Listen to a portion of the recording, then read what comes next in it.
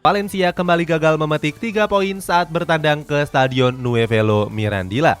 Pada laga tersebut, skuad Los C diperdaya oleh Cadiz dengan keunggulan tipis 2-1. Cadiz menutup babak pertama lewat gol tunggal dari Gonzalo Escalante di menit ke-39. Memasuki babak kedua, skuad Pirantas kembali mencetak gol lewat Sergio Guardiola di menit ke-46. Valencia sendiri cuma bisa membalas 1 gol lewat Samuelino di menit ke-51. Kekalahan ini membuat skuad Los C kembali terancam bakal masuk ke dalam zona degradasi. Villarreal meraih kemenangan besar kala menghadapi Celta Vigo di pekan ke-32 La Liga. Bermain di hadapan para pendukungnya, skuad kapal selam kuning mengakhiri laga dengan skor akhir 3-1. Baru berjalan 12 menit pertandingan, Villarreal sudah unggul 2 gol lewat brace dari Nicolas Jackson. 17 menit berselang, Celta Vigo sempat memperkecil kedudukan lewat Jurgen Strand-Larsen. Di babak kedua, Villarreal semakin gak terbendung setelah Ramon Terrats mencetak gol di menit ke-70. Hasil ini memantapkan posisi Villarreal di peringkat 5 klasemen dengan torehan 53 poin. Atletico Madrid melakoni pekan ke-32 La Liga saat berhadapan dengan Real Valladolid. Pasukan Diego Simeone sukses menang bantai dengan skor akhir 5-3. Kelima gol Los Rojiblancos diciptakan lewat Nahuel Molina, Jose Maria Gimenez, Alvaro Morata, Memphis Depay dan juga gol bunuh diri dari Joaquin Fernandes.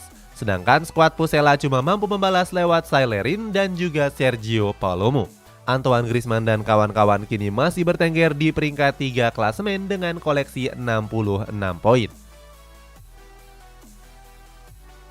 Inter Milan menjalani laga pekan ke-32 Serie A saat berhadapan dengan Lazio. Bertanding di Stadion Giuseppe Meazza, skuad Nerazzurri menang dengan skor akhir 3-1. Filipe Anderson membawa skuad Bianco Celesti unggul di menit ke-30 laga. Di babak kedua, Inter Milan langsung membalas lewat gol dari Robin Gosens dan juga brace dari Lautaro Martinez. Pasukan Simone Inzaghi naik ke peringkat 4 dengan torehan 57 poin.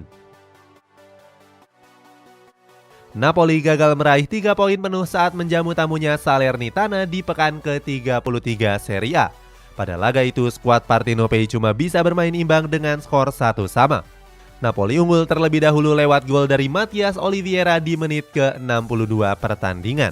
Sayangnya, 6 menit berselang Salernitana bisa menyamakan kedudukan lewat Bulayedia di menit ke-87. Hasil imbang ini membuat Napoli gagal merayakan gelar Scudetto-nya saat ini. Mereka masih wajib memenangkan 1 pertandingan seandainya mau keluar sebagai juara Serie A. Juventus gagal meraih kemenangan dalam laga lanjutan pekan ke-32 Serie A saat berhadapan dengan Bologna. Skuad asuhan Massimiliano Allegri meraih hasil imbang dengan skor akhir 1-1. Bologna berhasil unggul lebih dulu lewat gol penalti dari Riccardo Orsolini di menit 10 pertandingan. Sementara itu, skuad Bianconeri membalas lewat Arkadiusz Milik di menit ke-60. Hasil ini membuat Juventus gagal menyalip Lazio di peringkat kedua. Kini mereka masih bertengger di peringkat 3 dengan kemasan 60 poin. Bayern Munchen berhasil meraih kemenangan di pekan ke-30 Bundesliga menghadapi Hertha Berlin.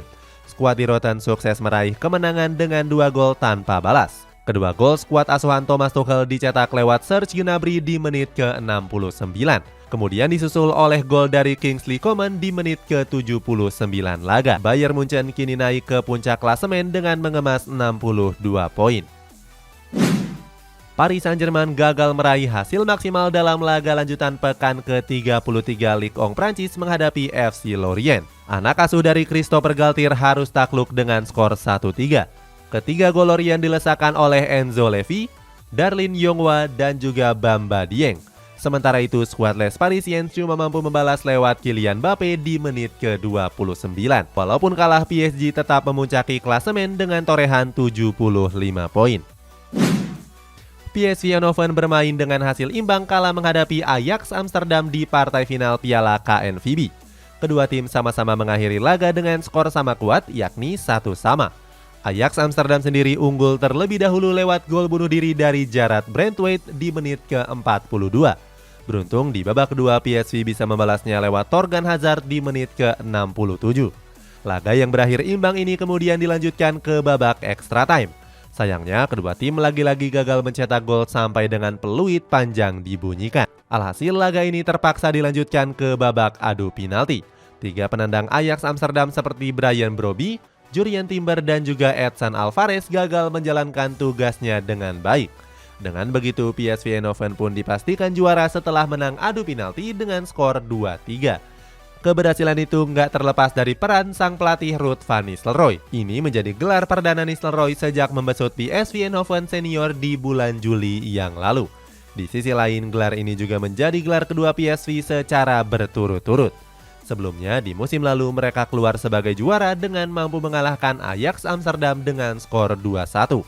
Saat itu, Cody Gakpo menjadi pahlawan dengan mampu mencetak 1 gol. Investor Qatar telah memiliki rencana seandainya sukses membeli Manchester United. Sebelumnya, Sheikh Jassim Al Thani sendiri sempat mengajukan tawaran yang cukup fantastis. Penawaran itu diklaim 100% bebas utang karena dikelola lewat yayasan Nice2 milik Sheikh Jassim. Kabarnya dia akan memprioritaskan untuk memboyong Neymar ke Old Trafford. Neymar sendiri memang sering diberitakan bakal angkat koper dari Paris Saint-Germain. Apalagi manajemen Les Parisiens berencana untuk menjualnya di akhir musim. Manchester United punya kesempatan besar untuk finish di peringkat 4 pada musim ini. Dengan begitu, Setan Merah pun akan kembali bermain di Liga Champions pada musim depan. Untuk mengantisipasi kegagalan di musim lalu, mereka pun berencana untuk memboyong 1 gelandang baru. Kabarnya, Setan Merah tertarik untuk memboyong Romeo Lavia dari Southampton. Mantan pemain Manchester City U21 ini dianggap bakal jadi tandem yang pas bagi Casemiro.